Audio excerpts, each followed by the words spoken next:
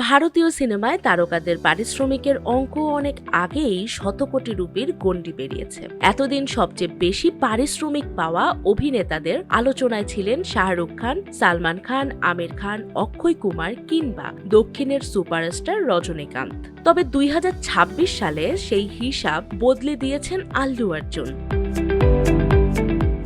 পুষ্পা খ্যাত এই তারকা এখন ভারতের সর্বোচ্চ পারিশ্রমিক পাওয়া অভিনেতা। এক একটি সিনেমার জন্য তিনি নিচ্ছেন প্রায় 200 থেকে 300 কোটি রুপি, যা বলিউড ও দক্ষিণী দুই ইন্ডাস্ট্রির শীর্ষ তারকাদের পারিশ্রমিককেও ছাড়িয়ে গেছে।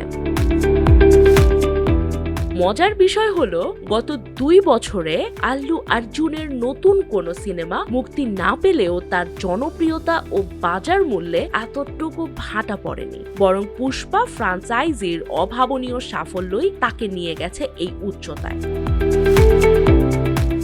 আল্লুর সর্বশেষ মুক্তিপ্রাপ্ত দুটি ছবি পুষ্পা দ্য রাইজ এবং পুষ্পা 2 দ্য রুল এর মধ্যে প্রথমটি বিশ্বজুড়ে আয় করেছে প্রায় 350 কোটি রুপি।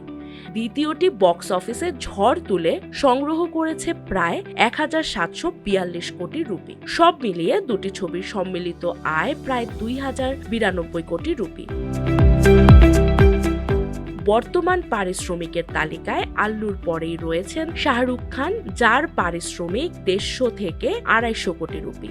এরপর রয়েছেন থালাপতি বিজয়, 150 থেকে 275 কোটি, আমির খান 100 থেকে 275 কোটি এবং রজনীকান্ত 125 থেকে 270 কোটি রুপি।